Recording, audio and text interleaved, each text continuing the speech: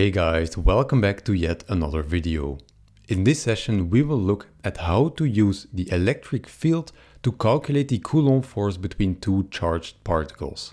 In particular, we will investigate the hydrogen atom by first calculating the electric field of a single proton, and from this result we determine the electrostatic force the orbiting electron experiences.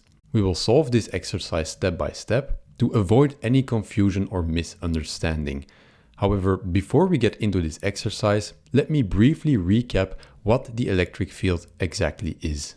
To do this, let us first consider the Coulomb force. We know that the Coulomb force is the electric force between two charged particles. It is modeled as a so-called force at a distance, and this simply means that two charges experience this force without anything in between them that mediates it.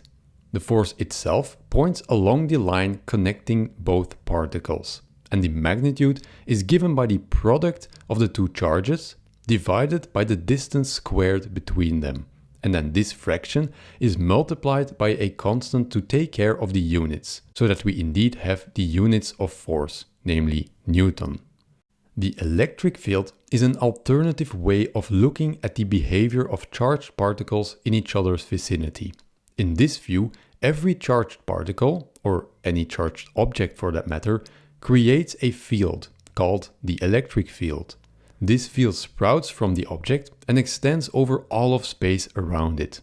In particular, for a charged particle, this field is radially symmetric, which simply means that the strength of the field only depends on the distance away from the particle.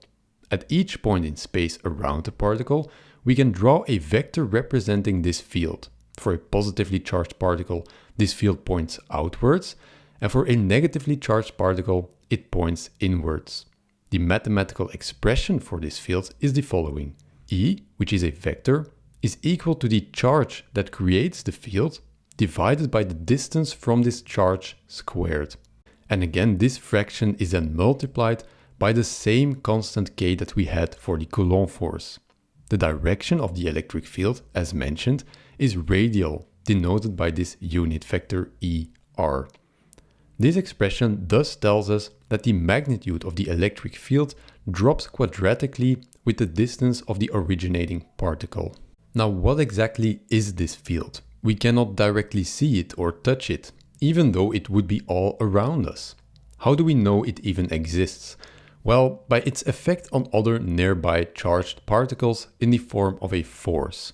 You probably noticed that the expression for the electric field clearly resembles the one we had for the Coulomb force. This is no coincidence, and there is a beautiful connection between the two.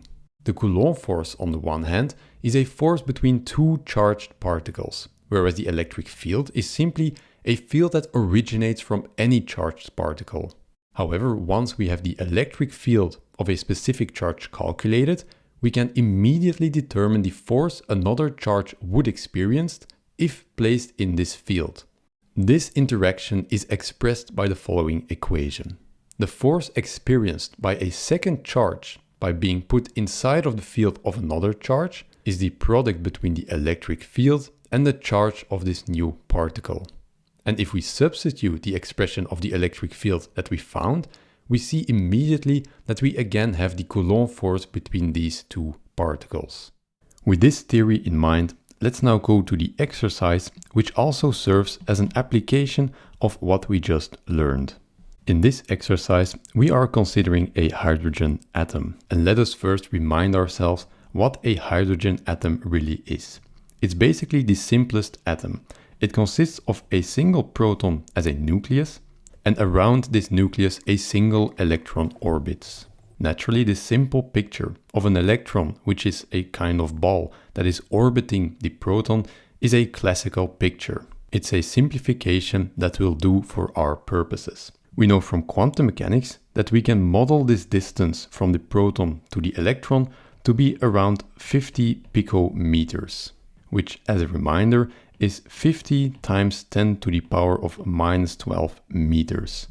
Of course, as I mentioned, this is a classical view of things. Quantum mechanically, what we can say is that the most likely distance from the proton that the electron will be if we would measure it would be around 50 picometers. We know from the theory that this proton will emit an electric field that is radially symmetric and that points outwards in every direction. The question that we now want to solve in this exercise is what the electric field will be that comes from this proton at the position of this electron. So what is the electric field that this electron experiences? And then a follow-up question will be to calculate from this electric field the force that this electron experiences.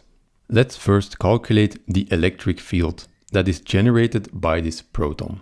We know that the electric field of a point charge, and in this case a positive charge, is equal to this constant K that we also use for the Coulomb law, multiplied by the charge that generates the electric field, in this case the charge of a single proton, divided by the distance squared from this proton. And the electric field is a vector field, so we need to have a direction, and we know that for a point charge, the direction will always be in the radial direction. This means in this particular case that this electron will always experience the same electric field as long as it is at an equal distance from this positive proton. Let's now fill this in. We know that this constant is equal to 8.99 times 10 to the power of 9 Newton meter squared divided by Coulomb squared. Then we multiply this with the charge of a proton, which is 1.6 times 10 to the power of minus 19 Coulomb, so very low. And we divide this result by the distance squared. And we know that the distance in our case is 50 picometers, which is 50 times 10 to the power of minus 12 meters. Now to calculate even further, we use the method that we group all of the numbers together. In this case, 8.99, 1.6 and 50 squared. And then we also group all of the powers of 10 together.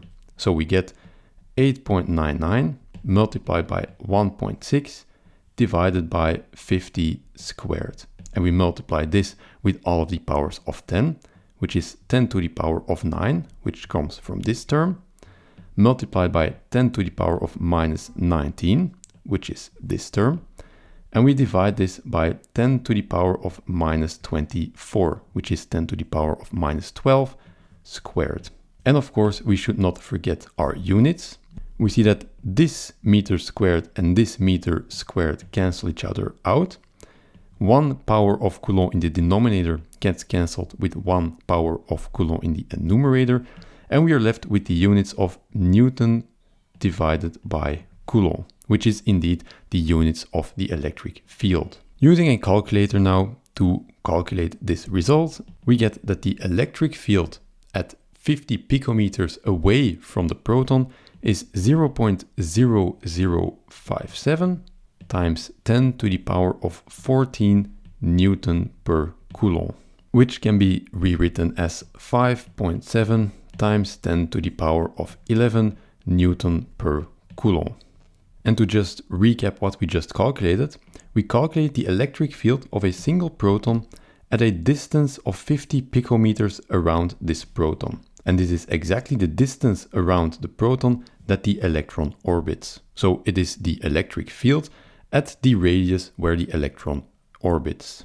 Using this result, we can now calculate the force that this electron experiences from the electric field of the proton. We have that the force that the electron experiences is equal to the electric field that is generated by the single proton multiplied with the charge of the electron. This simply becomes the result that we just had, so 5.7 times 10 to the power 11 Newton per Coulomb multiplied with the charge of an electron. And the charge of an electron is minus 1.6 times 10 to the power of minus 19 Coulomb. And you probably noticed that this is exactly equal to the charge of a proton, however opposite in sign. And we see that the units also check out because these two units of charge cancel out, and we are left with only one unit of Newton, which is of course the unit of force. And we can calculate this to be minus 9.12 times 10 to the power of minus 8 Newton.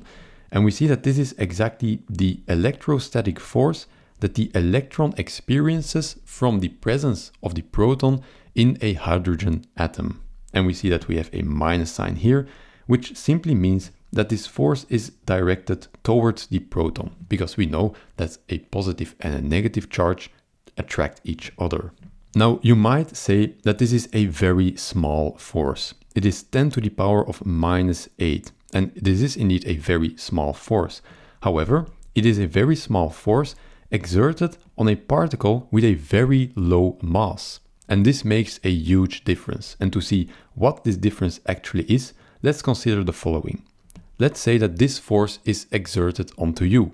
What acceleration resulting from this force will you experience? We know that the force is equal to the mass times the acceleration.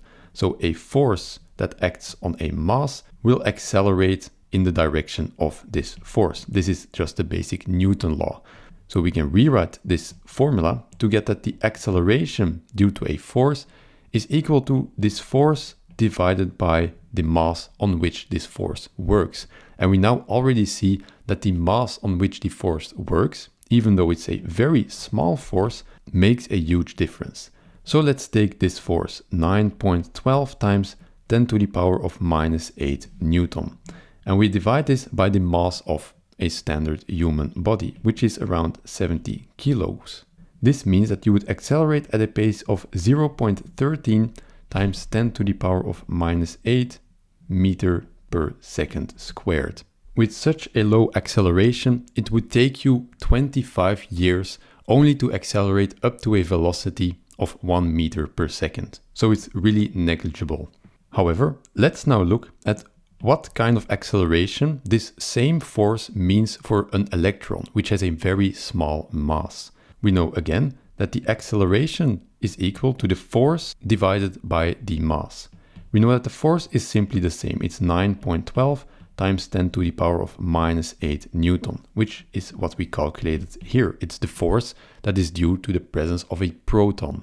And now we divide this not by 70 kilos, but we divide by the mass of an electron, which is 9.1 times 10 to the power of minus 31 kilograms. And this is a stupid low number. And if we do this rough calculation, then we see that we get here 1 times 10 to the power of 23 meters per second squared, which is an enormous number of acceleration. And thus we conclude that for the mass of the electron, this electrostatic force of the proton is actually enormous. So why does the electron then does not just go straight through the proton? Well, that's a story for another video. And this brings us to the end of this video. And I hope that you're now more familiar with what the electric force actually is and what its relation is to the Coulomb force. If you have any questions or suggestions for future topics, leave a comment in the comment section below. If you learned something, give this video a thumbs up. And if you want to get notified by future releases, consider subscribing. And with that, I thank you for watching and I will see you in the next video. Bye.